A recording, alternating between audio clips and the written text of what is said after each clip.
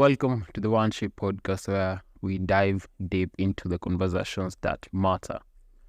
I'm thrilled to bring you a special episode today, shining a spotlight on men's mental health awareness in accordance with the month of November. In Kenya, where the vibrant culture intersects with the challenges of mental well-being, the statistics tell a compelling story. Join us as we explore the numbers, break down the stigma, and embark on a journey towards fostering a healthy mindset for men across the nation. So, sit tight. According to the Women and Men in Kenya Facts and Figures 2022 report, which listed 14 chronic health conditions, 43.1% of women were suffering from mental disorders as compared to 56.9% of men. And as shocking as it is, the age groups with the highest number of cases of mental disorders were 15 to 19 years, which covered 12.9%, 20 to 24 years, covering a whopping 9.7%, 25 to 29 years, attributing to 9.5%, and 30 to 34 years, covering 8.6%. With these numbers, it goes without saying that it's a topic that needs our attention and is crucial to the well-being of the whole society as a whole. Healthy mentally men contribute positively to society by fostering strong relationships, maintaining productivity at work, and they come so lively in making sound decisions and enhancing overall community well-being. Their resilience helps in navigating challenges, promoting a more stable and supportive environment for their offsprings and those around them. And November being the month that focuses on men's mental health awareness, I went on a little quest to try and hear what the streets had to say on this.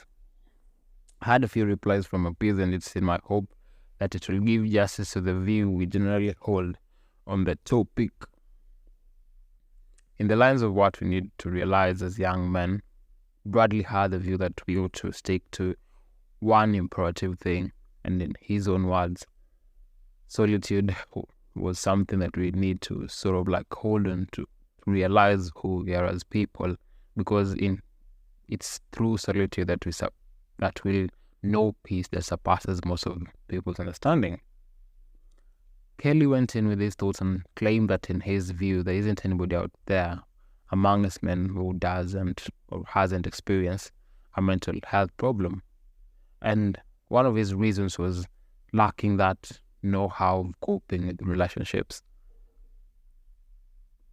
And John came in so heavily with some details, and I think hopefully my voice will give justice to his words. And in his word, he was saying, in the context of Men's Mental Awareness Month, it's crucial for young men to recognize that seeking help is a sign of strength and not weakness. Understand that societal expectations around masculinity can be restrictive, and it's okay to express vulnerability and ask for support. Mental health is as important as physical health, so prioritize self-care, build strong connections with friends and family, and don't hesitate to reach out to professionals if needed. Break the stigma surrounding mental health and promote open conversations to create a supporting environment for everyone. As young men navigate the challenges of this generation, it's imperative to recognize the multifaceted nature of mental well-being. First and foremost, understand that societal expectations often place undue pressure on men to embody traditional notions of toughness and stoicism. However, acknowledging and expressing emotions doesn't diminish one's strength. It's a courageous step towards self-awareness. In this pursuit, actively prioritize self-care, establish health routines, including regular exercise, sufficient sleep, and balanced nutrition. All these play a vital role in maintaining mental equilibrium. And on top of that is recognize that mental health is interconnected with physical well-being. Go ahead and cultivate strong connections with friends and family. Genuine relationships provide a crucial support system. Create an environment where open communication is encouraged, allowing for the sharing of both joys and struggles. Breaking down the walls of silence contributes to a more compassionate and understanding community. Moreover, challenge the stigma surrounding mental health. Actively participate in conversations that normalize seeking professional help when necessary. Mental health professionals are trained to provide valuable insights and coping strategies.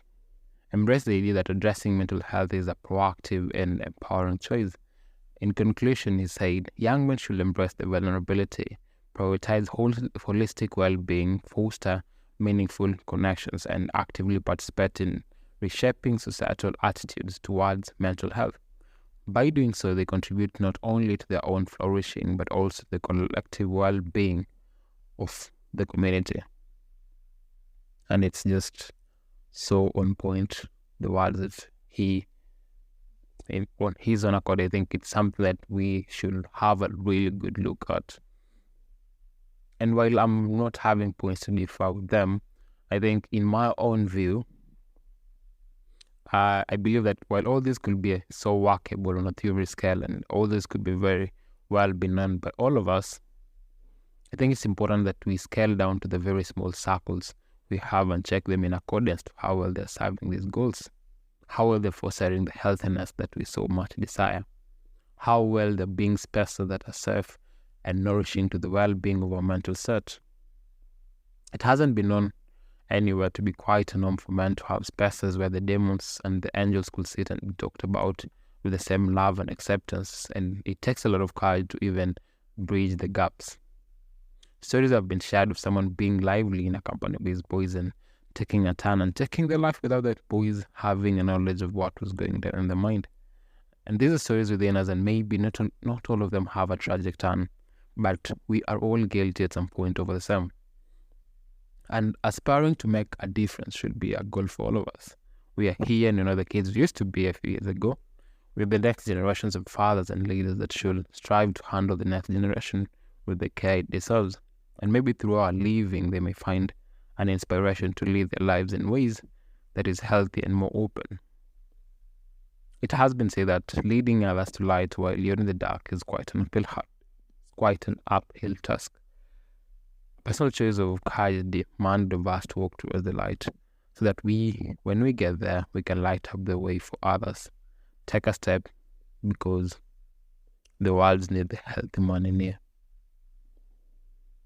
It's been the One Ship Podcast, hosted by yours faithfully, was Mo the Poet. Till next time.